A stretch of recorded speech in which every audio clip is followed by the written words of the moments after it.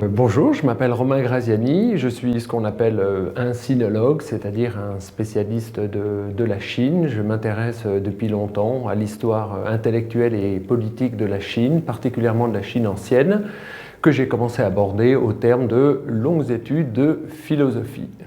J'enseigne à l'École normale supérieure de Lyon ainsi qu'à l'Université de Genève.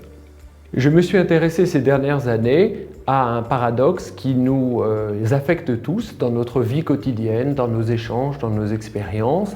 C'est le fait que les choses que nous jugeons les plus intéressantes, les plus enviables, les plus désirables, l'humour, la grâce, la séduction, le charme, la détente, sont des états qui non seulement ne sont pas à portée de notre volonté, mais hélas, sont même mis en déroute par les tentations volontaires de les faire éclore, de les faire advenir.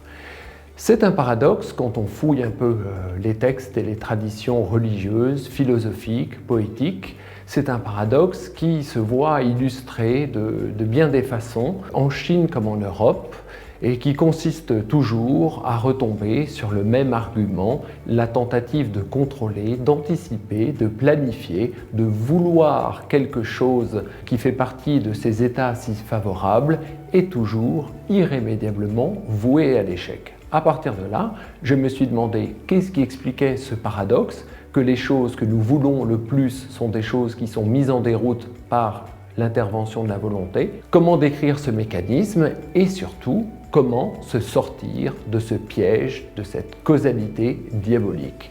Est-ce qu'il y a des recettes? Est-ce qu'il y a des principes? Est-ce qu'il y a des tactiques personnelles toujours locales?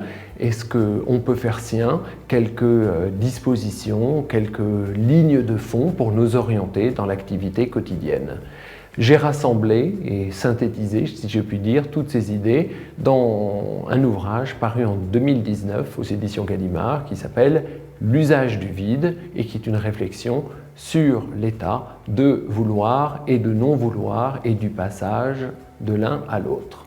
C'est un essai, comme le précise le sous-titre, sur l'intelligence de l'action de l'Europe à la Chine.